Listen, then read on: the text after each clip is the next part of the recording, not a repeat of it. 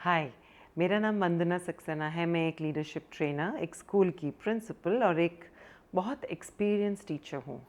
आइए इस वीडियो में बात करते हैं about sense of humour to boost parent child communication. तो पहली चीज़, rapport building. Parenting is not such a serious business. Parenting को सोच के हमें टेंशन नहीं लेनी है। पेरेंटिंग का मतलब होता है बच्चे और पेरेंट्स में एक रैपो होनी चाहिए।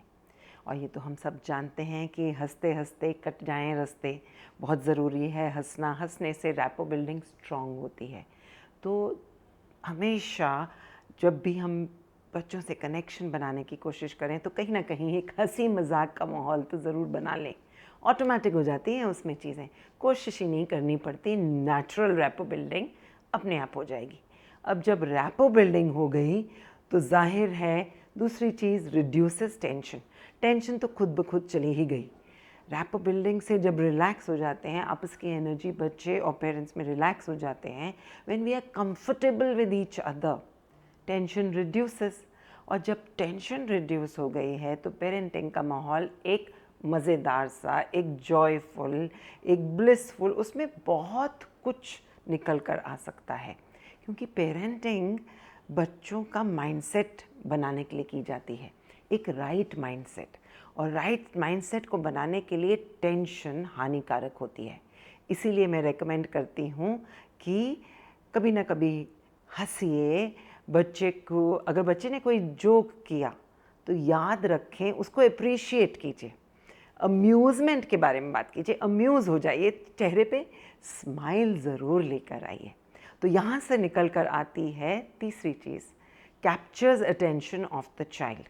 ये सवाल मेरे पास अक्सर आता है, मैम हम बच्चों को अपनी बात कैसे सुनाएं?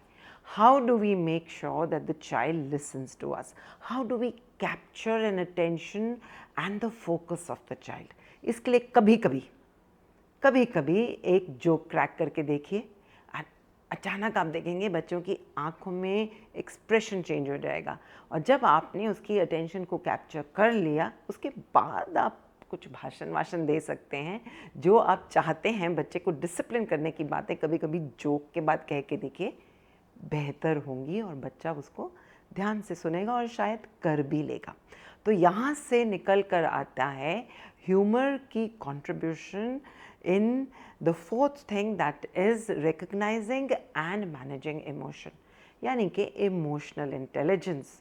Children where parenting styles use humor and laughter in their interaction, वो इमोशनली ज़्यादा रेजिलियंट होते हैं। इमोशंस को मैनेज करना उनको आता है, उनके टैंट्रम्स, टेम्पर टैंट्रम्स भी कम होते हैं। सो इमोशनल रेजिलियंस तो भाई हमें बच्चों को ज़रूर सिखानी है। और उसके लिए हंसते हंसते अगर ये काम हो जाए तो क्या बुरा है। एंड आखिरी चीज़, वही सवाल का जवाब ना आपका, मैम हमारे बच्चे, हमें लगता तो है सुन रहे हैं लेकिन उनको कोई बात समझ में नहीं आई है। How can we improve the understanding of the child?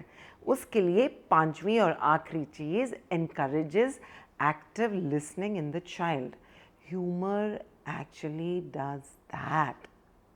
Serious बातों को आसानी से करवा लेना या कह देना हंसी से हो जाता है, मज़े से हो जाता है। और पेरेंटिंग स्टाइल तो हो ही जाएगा ना अपने आप ज़्यादा मज़ेदार, ज़्यादा हंसी वाला, ज़्यादा खेलने वाला और ज़्यादा प्लेफुल एंड जॉयफुल। घर का माहौल स्वयं बदल जाएगा। And from here will evolve happy children, and that's what we want from our parenting.